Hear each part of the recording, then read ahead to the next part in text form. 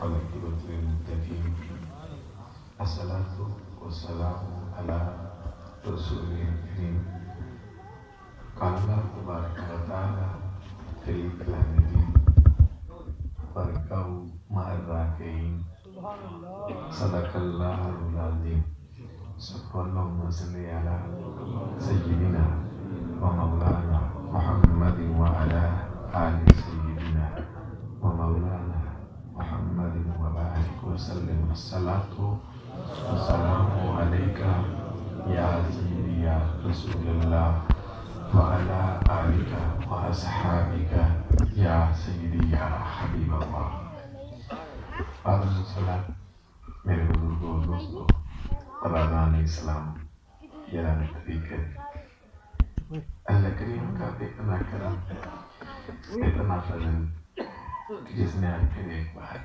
ہمیں اس مقام پر مل بیٹھ کر اپنا اور اپنی حبیب فخر دو عالم جانے کائنات امام الانبیاء صلی اللہ علیہ وسلم کا ذکر خیر کرنے اور سننے کا شرف نصیب فرمایا۔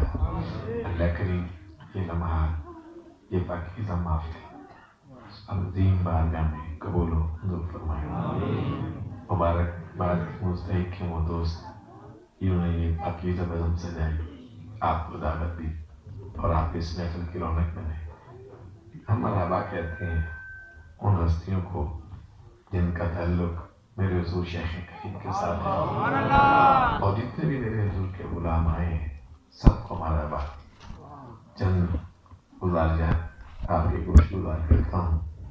قریب قریب رمضان المبارک اختتام پر پہنچا، خوش نصیب تھے وہ لوگ جنہیں اللہ کریم نے رمضان المبارک میں روزے رکھنے کی سعادت عطا کی، پھر قرآن پڑھنا، قرآن سننا، تراویح ادا کرنا اللہ نے شرف عطا کیا۔ بعض دفعہ انسان اتنی روح پرور مہینے کے ایام گزارنے کے بعد جب فارغ ہوتا ہے تو بعض دوست پھر غفلت کا اظہار کرتے ہیں، نالائکیوں کا اظہار کرتے ہیں، انہیں یہ جچتا نہیں ہے۔ آپ دیکھیں گے آپ کو کافی ساری مساجد ایسی نظر آئیں گی جب رمضان المبارک آیا تھا تو کتنی بار رونق تھی، کتنی بہار تھی، کتنے لوگ آیا کرتے تھے اللہ کریم کی بارگاہ میں اور سجدہ ریز ہوتے۔ لیکن جو ہی رمضان المبارک کے اختتام تک پہنچا تو کچھ لوگ غفلت کی چادر پھر تان کر شاید سو گئے، اور سونے کا وجہ اس کی کیا ہے؟ صرف غفلت کوتاہی۔ اس ضمن میں آپ کو پیغام دینا چاہتا ہوں۔ اللہ کریم فرماتا ہے برکعوا مع الراکعین، رکوع کرو رکوع کرنے والوں کے ساتھ، رکوع کرو رکوع کرنے والوں کے ساتھ۔ اس کا مطلب یہ ہوا وہ لوگ جو جماعت کا اہتمام کرتے ہیں اللہ بھی راضی ہوتا ہے، اللہ کا محبوب بھی راضی ہوتا ہے۔ انسان تنہا بھی سجدے کرے تو وہ بڑا کریم ہے، قبول کرتا ہے، لیکن وہ شخص جو جماعت کا اہتمام کرتے ہیں اللہ کریم ان سے زیادہ خوش ہوتا ہے۔ اس لیے کہ اللہ نے پھر حکم فرمایا وارکعوا مع الراکعین، رکوع کرو رکوع کرنے والوں کے ساتھ۔ وہ لوگ جو جماعت کا اہتمام کرتے ہیں، بڑی پیاری حدیث پاک حضرت عبداللہ ابن عمر رضی اللہ تعالیٰ عنہ آپ فرماتے ہیں امام الانبیاء لجپال آقا صلی اللہ علیہ وسلم نے ارشاد فرمایا وہ شخص جو جماعت کے ساتھ نماز ادا کرتا ہے، جو شخص جماعت کے ساتھ نماز ادا کرتا ہے اللہ کریم اسے 27 درجے زیادہ ثواب عطا کرتا ہے بنسبت اس کے جو تنہا پڑھتا ہے، بنسبت اس کے جو تنہا پڑھتا ہے۔ مطلب یہ ہوا جو تنہا پڑھتے ہیں اللہ مہربانی ان پہ بھی کرتا ہے، لیکن وہ خوش نصیب لوگ جن کا فوکس جماعت پر ہوتا ہے۔ آپ فجر کی نماز پڑھتے ہیں، کتنی رکعتیں ادا کرتے ہیں؟ 2 رکعت جماعت کے ساتھ، اور اگر کوئی شخص تنہا پڑھتا ہے تو پھر بھی وہ 2 رکعتیں ادا کرتا ہے، اور چیزیں سارے بھی ہوتی ہیں، وجود پاک ہو، لباس پاک ہو، نماز کا وقت ہو، لیکن صرف جب آپ کا فوکس جماعت پر ہوتا ہے تو پھر اللہ کریم اتنا خوش ہوتا ہے، وہ جو آپ نماز پڑھتے ہیں جماعت کے ساتھ، پھر اللہ کریم اتنا خوش ہوتا ہے، ایک نماز کا ثواب عطا نہیں کرتا بلکہ 27 گنا زیادہ ثواب عطا کرتا ہے۔ حالانکہ وہی قیام، رکوع، سجود، لیکن کیونکہ آپ ورکعوا مع الراکعین پہ عمل کرتے ہیں، اللہ کریم پر اتنا خوش ہوتا ہے کہ اس کو 27 گنا زیادہ ثواب عطا کرتا ہے۔ کوئی شخص اعلان کرے کہ وہ شخص جو میلسی میں آ کر رکے اسے 1000، جو خام پورا ہے اسے 27,000، لوگوں کی بریکیں کہاں لگیں گے؟ چاہیے تو یہ تھا کہ میلسی رک جاتے، قریب تھا، شہر تھا، 1000 دیتے، واپس گھروں کو لوٹ آتے۔ یقین جانے جو چل نہیں سکتے نا وہ بھی آپ کو خانپور کی سرزمین پہ نظر آئیں گے۔ کیوں؟ اس لیے کہ وہاں 27,000 مل رہا ہے، وہاں مل وہاں بھی رہا ہے، لیکن وہ 1000، اور آپ کو وہ لوگ بھی نظر آئیں گے جن کی آنکھوں کا نور نہیں ہے۔ ایک دنیا کی خاطر انسان اتنا کرتا ہے، تو جس کا اعلان اللہ کے محبوب نے کیا کہ نماز تو پڑھتے ہی ہو، اہتمام تو کرتے ہی ہو، وقت کی قدر تو کرتے ہو، اللہ کی بارگاہ میں سجدہ ریز ہوتے ہی ہو، پھر اکیلے کیوں؟ جماعت کے ساتھ ہوگے تو اللہ اور زیادہ فضل کرے گا۔ مزہ تب ہے سرکار معاشر میں کہہ دیں وہ دیکھو ہمارا غلام آ رہا ہے۔ بڑی پیاری حدیث پاک۔ دراصل آپ تو اچھے لوگ ہیں، بات ہوتی ہے غافل سے جو کوتاہی کا اعلان کرتا ہے، تو آج صرف اتنا پیغام دینا تھا۔ آپ نماز تو پڑھتے ہیں، کبھی کمرے میں، کبھی ڈیرے پہ، مجبوری ایک الگ پہلو ہے، لیکن ہر وقت مجبوری آڑے نہیں آتی، بلکہ ہمیں کوشش کرنی چاہیے ہماری یہ زمین اللہ کی بارگاہ میں جھکے تو جماعت کے ساتھ جھکے۔ کوئی خوش ہو نہ ہو، رب خوش ہوتا ہے، رب کا محبوب خوش ہوتا ہے۔ سبحان اللہ۔ ایک دفعہ ایک نبینا شخص آپ صلی اللہ علیہ وسلم کی بارگاہ میں حاضر ہوا، عرض کرتا یا رسول اللہ صلی اللہ علیہ وسلم، میرے پاس کوئی گائیڈ نہیں ہے، گائیڈ، کوئی ملازم، کوئی نوکر بھی نہیں ہے، کوئی بچہ بھی نہیں ہے جو مجھے مسجد تک لائے، جو مجھے مسجد تک لائے، مجھے رخصت دے دے، میں گھر میں نماز پڑھ لیا کروں، مجھے چھٹی دے دے، میں گھر میں نماز تنہا پڑھ لیا کروں۔ آپ صلی اللہ علیہ وسلم، یہ تو کریم کا آستان ہے، لجپال آقا کا۔ آپ صلی اللہ علیہ وسلم فرمایا اے آنے والے، تمہیں چھٹی، تم تنہا پڑھ لیا کرو۔ جب وہ شخص واپس لوٹ کر جا رہا تھا، آپ صلی اللہ علیہ وسلم نے اس نبینا کو پھر بلایا۔ وہ شخص جو نبینا تھا، آنکھوں کا نور نہیں تھا، آپ صلی اللہ علیہ وسلم نے اس کو پھر بلایا۔ ماں باپ بلائے تو لوگ خوش ہوں گے، قاری صاحب بلاتے تو خوش ہوتے ہیں، پیر صاحب بلائے تو خوش ہو، کسی کو SHO صاحب بلائے تو خوش ہو، کسی کو SP بلائے تو خوش ہو، جس کو محبوب خدا بلائے اس کی خوشی کا عالم کیا ہوگا۔ اور وہ آنے والا شخص کون تھا؟ نبینا۔ آپ نے اسے بلایا، وہ لوٹ آیا۔ آپ صلی اللہ علیہ وسلم نے پوچھا حی علی الصلاۃ سنتے ہو؟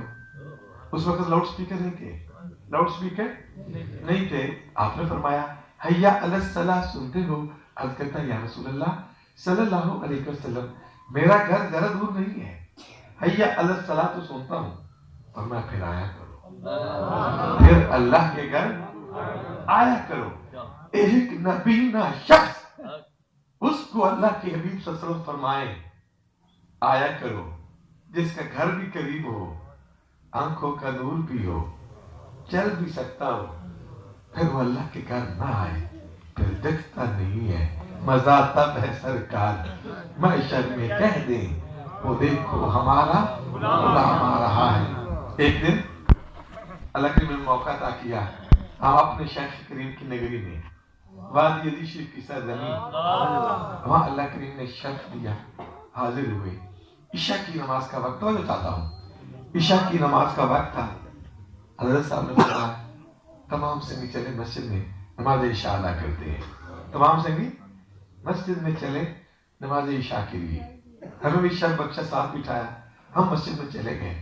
جب عشاء کی نماز ادا کر کے واپس لوٹے، مجھے آج تک وہ منظر یاد ہے، جب آئے وہاں گاڑی رکی، حضور شیخ کریم کا دروازہ اس شخص نے کھولا، لمبا قد تھا، آپ نے بہن قدم رکھا، پہلا جملہ یہ تھا کہ تم نے نماز کیوں نہیں ادا کی؟ اللہ نماز، میں نے کہا تھا کہ آج مسجد میں نماز عشاء ادا کریں، تم کیوں نہیں آئے؟ وہ شخص کہتا ہے یا حضرت میری طبیعت خراب تھی، میری طبیعت خراب تھی۔ آپ نے ارشاد فرمایا طبیعت خراب تھی، پھر یہاں کیوں بیٹھے رہے؟ دوائی لیتے اور سو جاتے، دوائی لیتے اور سو جاتے، پھر یہاں کیوں بیٹھے ہو؟ وہ بالکل خاموش تھا۔ میرے خیال میں اتنا بڑا پیغام دیا کہ نبی کے غلام ہو، پھر شیخ کریم حکم دے کہ مسجد میں آئے، پھر بھی وہ مسجد میں نہ جائے تو وہ ذہن میں رکھے، پھر وہ بھی غلام نہیں ہوا۔ مذاقب ہے سرکار معاشر میں کہہ دے، وہ دیکھو ہمارا غلام آ رہا ہے۔ فرمایا ورکعوا والراکعین، رکوع کرو رکوع کرنے والوں کے ساتھ۔ اور وہ خوش نصیب جو جماعت کا اہتمام کرتے ہیں، وہ مقدر کے دھنی بھی ہیں، اور میں انہیں سلوٹ پیش کرتا ہوں۔ ایک دفعہ تاجدار سخاوہ امیر المومنین حضرت سیدنا عثمان غنی رضی اللہ تعالیٰ عنہ مغرب کی نماز کے بعد آپ مسجد میں جلوہ کرتے، مغرب کی نماز کے بعد آپ مسجد میں جلوہ کرتے۔ حضرت عبد الرحمن رضی اللہ عنہ تشریف لائے، چھوٹے تھے، آ کر آپ کے پاس بیٹھ گئے، قربان جاؤں۔ آپ نے فرمایا اے بھتیجے، تمہیں وہ بات نہ سناؤں جس کو میں نے اپنے نبی کو سنا، تمہیں وہ بات نہ سناؤں جس بات کو میں نے اپنے نبی سے سنا۔ وہ تو خوش ہو گئے، کیوں نہیں؟ آپ نے ارشاد فرمایا میں نے اپنے نبی صلی اللہ علیہ وسلم سے سنا، جو شخص عشاء کی نماز جماعت کے ساتھ ادا کرتا ہے، اللہ کریم اسے آدھی رات تک کے قیام کا ثواب عطا کرتا ہے۔ جو شخص عشاء کی نماز جماعت کے ساتھ ادا کرتا ہے، اللہ کریم اسے آدھی رات تک کے قیام، یعنی آدھی رات تک کی عبادت کا ثواب عطا کرتا ہے۔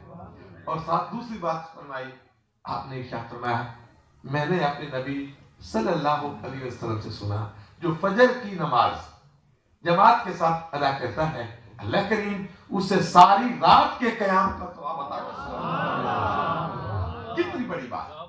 صرف آپ نے 2 فرض ادا کیے، جماعت کے ساتھ اہتمام کیا، تو کتنے منٹ لگے؟ 5 منٹ۔ کوئی قاری صاحب لمبی قرات کرے تو 10 منٹ، اس سے زیادہ ٹائم نہیں۔ لیکن قربان جاؤں کتنی شان والا دین ہے کہ جو شخص جماعت کا اہتمام کرتا ہے، ورکعوا مع الراکعین پہ عمل کرتا ہے، اللہ کریم اس شخص کو صرف وہ تھوڑے سے ٹائم کا ثواب نہیں بلکہ تاجدار سخاوت حضرت عثمان غنی رضی اللہ عنہ فرماتے ہیں کہ میں نے اپنے نبی صلی اللہ علیہ وسلم کو فرماتے ہوئے سنا کہ جو فجر کی نماز جماعت کے ساتھ ادا کرتے ہیں، اللہ کریم اسے ساری رات کی عبادت کا ثواب عطا کرتا ہے۔ پھر وہ نوجوان، وہ بزرگ سلوٹ کے قابل نہیں ہیں، جو جماعت کا اہتمام کرتے ہیں، وہ معمولی نہیں، وہ شان والے ہوتے ہیں۔ اور اللہ یہ پھل دیتا کیوں ہے؟ اس لیے کہ ورکعوا مع الراکعین پہ عمل کر رہے ہیں۔ اور وہ لوگ آپ تو خیر اچھے ہیں، جماعت کے اہتمام کرتے ہیں، لیکن جو سستی کرتے ہیں، نماز تو پڑھتے ہیں۔ بعض دفعہ کچھ لوگ ایسے بھی ہوتے ہیں جو بالکل نہیں پڑھتے۔ بہاولپور کی سرزمین، وہاں یزمان کی قریبا میں ایک گاؤں میں تھے، ایک پیار کرنے والا شخص ملا، باتیں ہوئی، انہوں نے کہا رمضان میں روزے بھی رکھیں، ساری نمازیں پڑھی۔ آج کل کہتا جی صرف جمعہ، اللہ اکبر، صرف جمعہ پڑھتا ہوں، کبھی کبھی فجر کی پڑھ لیتا ہوں۔ میں نے کہا اتنا پیارا مہینہ، پریکٹس سیشن، آپ مسجد میں جاتے تھے اور جماعت کا اہتمام کرتے تھے، اب کیوں چھوڑ دیا؟ کہتا بس غفلت ہو گئی ہے، نالائکی ہو گئی ہے۔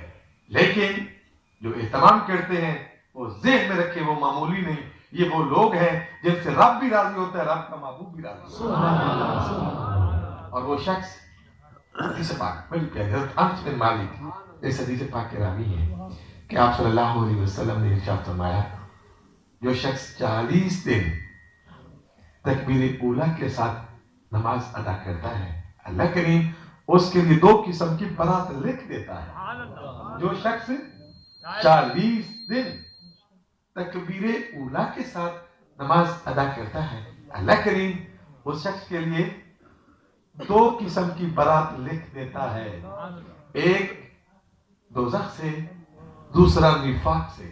اللہ اکبر! 40 دن تکبیر اولا کے ساتھ نماز پڑھنے والوں کے لیے اتنا بڑا انعام کہ اللہ کریم اسے 2 انعام سے نوازتا ہے۔ پہلا انعام اللہ کریم کفر سے نجات دیتا ہے، دوزخ سے بچا لیتا ہے، اور دوسرا اللہ کریم اسے نفاق سے بچا لیتا ہے۔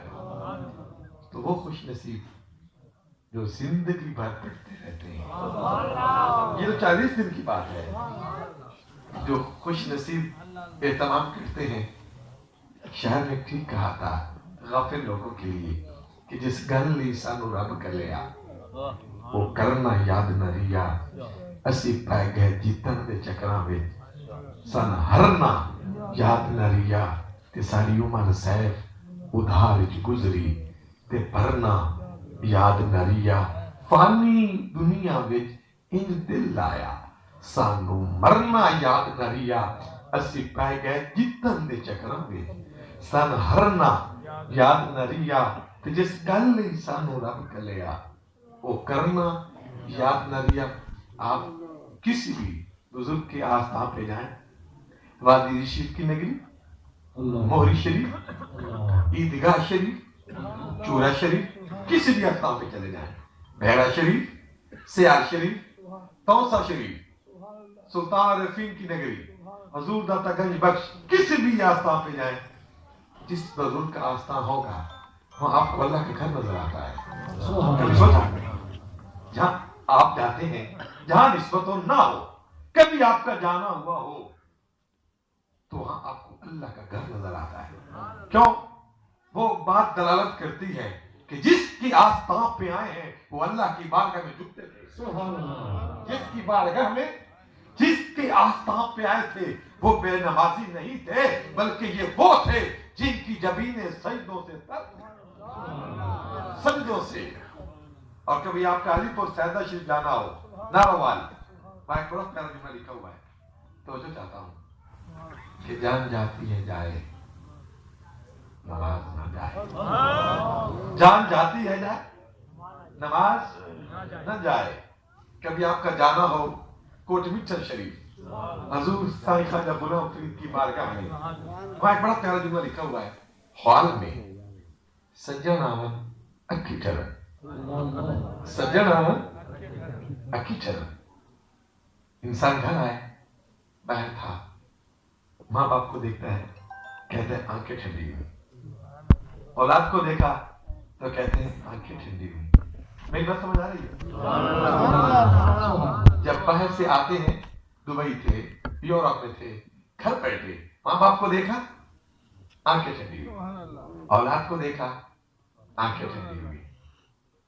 مرشد کریم کی بارگاہ میں گئے، اپنے حضور شیخ کریم کے آستان پہ گئے، شیخ کو دیکھا آنکھیں ٹھنڈی ہوئی، اور آگے چلے، بیت اللہ شریف چلے گئے، اللہ کے گھر خانہ کعبہ دیکھا، آنکھیں ٹھنڈی ہوئی، اور آگے چلے، روضہ رسول صلی اللہ علیہ وسلم۔ جب آپ وہاں جاتے ہیں تو آپ کہتے ہیں آنکھیں ٹھنڈی ہوئی، یہی بات سنتے ہیں نا، کیا ہوئی؟ آنکھیں ٹھنڈی ہوئی۔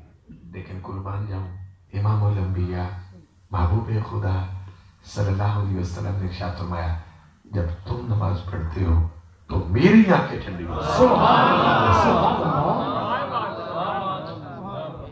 ہم گھر جائیں ہماری آنکھیں ٹھنڈی ہوں، ہم مرشد کریم کی زیارت کریں ہماری آنکھیں ٹھنڈی ہوں، ماں باپ کو دیکھیں ہماری آنکھیں ٹھنڈی ہوں، اللہ کا گھر دیکھیں ہماری آنکھیں ٹھنڈی ہوں، روضہ رسول صلی اللہ علیہ وسلم کو دیکھیں ہماری آنکھیں ٹھنڈی ہوں۔ مجھے بڑا یاد ہے حضرت جی، ایک دفعہ پہلے ہم گئے، باب السلام سے داخل ہوئے روضہ رسول صلی اللہ علیہ وسلم کے حاضری کے لیے، اللہ کریم یہ شخص سب کو نصیب فرمائے. میرے سامنے ایک پنجاب کا کوئی شخص چلتے ہوئے جا رہا تھا. جب وہ سامنے آیا نا معالیہ شریف کے, سلام پیش کیا ہوگا, ہم پیچھے تھے. اس کے پاس ایک چادر تھی. آپ جانتے ہیں ایک چھوٹی سی چار دیواری ہے, چھوٹی سی چار دیواری ہے. اگر کوئی شخص ہاتھ مس کرنا چاہے کہ میں اپنے نبی صلی اللہ علیہ وسلم کے روزے کی جو یہ چار دیواری ہے, جالی ہے, میں ہاتھ مس کروں, تو آسانی سے آپ مس نہیں کر سکتے. کیوں؟ اس لیے کہ قید, فاصلہ, چار دیواری. ہو سکتا ہے اس نے بھی کچھ سوچا ہوگا. ہم اس کے پیچھے تھے. اس نے اپنی وہ چادر اتاری اور اس روضہ رسول صلی اللہ علیہ وسلم کی جالی کے قریب کیا, سے قریب کیا اور چوما. اب ہم اس کے قریب تھے پیچھے, اس نے حرکت کی ہوگی. اس چیز کو ہم نے بولا. سامنے جو کھڑا تھا ایک مولوی صاحب, اس نے بولا حاجی, عربی میں کہا, ساتھ نکل کی. ہم نے اس وقت دیکھا جب وہ بولا یہ کیا کر رہے ہو, عربی میں کہا. تھا وہ سادہ ان پڑھ, اسے یہ پتہ چل گیا کہ میری نقل کی ہے. اس نے کہا میں پاکستان پنجاب سے آیا ہوں اور پنجابی سے جملے میں وہی بولاں گا. وہ کہا تینوں کیڑا پتا میں کیا کیتا ہے, مینوں ٹھڈ پئی ہے. تینوں کیڑا پتا پاکستان پنجاب تو آیا, اے میں جڑا کام کیتا ہے میری اکھیں ٹھریاں, میرا ہاتھ ٹھریا ہے, مینوں ٹھڈ پئی ہے. اللہ اکبر. یہ عمل ہمارا تھا. آنکھیں ہماری ٹھنڈی ہوتی ہیں, لیکن جب انسان اللہ کی بارگاہ میں سجدہ ریز ہوتا ہے تو آپ صلی اللہ علیہ وسلم نے فرمایا میری آنکھیں ٹھنڈی ہوتی ہیں. سبحان اللہ. نعرہ تکبیر, نعرہ رسالت, نعرہ خلافت, نعرہ حیدری. سبحان اللہ. یقین جانے انسان سجدے اس وقت تک مس کرتا ہے, نماز چھوڑتا ہے, جب تک اہمیت کا علم نہیں ہوتا. جب انسان کو اس کی اہمیت کا علم ہو جائے پھر وہ نماز نہیں چھوڑتے, پھر وہ اللہ کی بارگاہ میں سر جھکاتے ہیں. کوئی خوش ہو نہ ہو, رب خوش ہوتا ہے, اللہ کا محبوب خوش ہوتا ہے. اور میں عمل کروں رکوع کرو, رکوع کرنے والوں کے ساتھ اللہ کریم کی بارگاہ میں دعا ہے کہ جو چیز جملے میں گوشت کی ہم سب کو سن کر سمجھ کر عمل پیرا ہونے کی توفیق عطا فرمائے. وما علیہ الا البلاغ المصطفیٰ.